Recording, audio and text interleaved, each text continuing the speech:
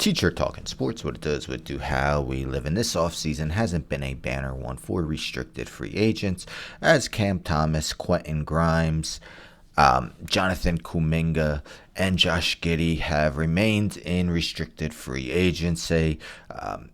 Neither them or their club can come to an agreement. We may even see a guy like Cam Thomas accept a qualifying offer. But meanwhile, also in sports, there's nothing wrong with a guy having a somewhat of an overinflated ego, believing that he or she may be better than they actually are, comparing themselves to players that they aren't quite as good as. Shout out Paul Pierce for, his comparison with Dwayne Wade. But anyhow, Jonathan Kuminga reportedly compared himself to two all-star players, guys that you would say probably hasn't reached anywhere near their level yet. So this is via Basket News. Jonathan Kuminga believes he's on the same level as two NBA All-Stars. It was originally, I'll share it. So originally written in the San Francisco Chronicle, which you need to subscribe to, and I don't. But anyhow, so Ron Krochik of the San Francisco Chronicle, hopefully I pronounced that right. In his article, he wrote, he apparently thinks he's at the Cade, Cunningham, Scottie Barnes level where he should get that type of contract. It's really a quandary. I think it's bad for the Warriors and bad for him. So absolutely, to believe he's at that level. Two guys that I believe got max rookie scale extensions. Kuminga hasn't shown enough to prove that he should get that amount of money, but if he believes he's close to that, then no wonder why that the Warriors and Kuminga haven't come to some type of agreement. Now, again, I always take this, I don't necessarily fully believe it. Because it didn't come from Kuminga's mouth.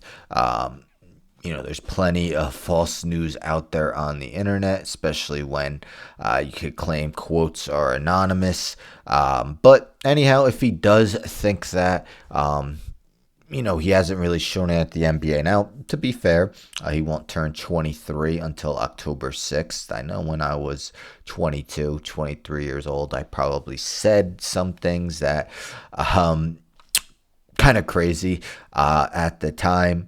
And, as I got older, I realized, that's not what I should, that's not true, or, what I'm saying isn't something that's factual. And maybe that's the case with Kuminga, still super young, even though he's 4 seasons into his NBA career.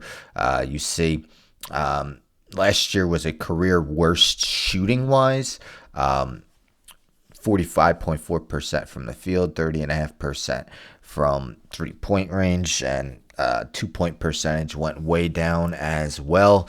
He's not a guy who's really going to pass the ball a lot, get you assist totals, although he could put the ball in the hoop. That much is for sure if he's feeling it. 15.3 points in 24.3 minutes isn't anything to sneeze at. But yeah, again, this is a guy who was benched in some very important games to end last season.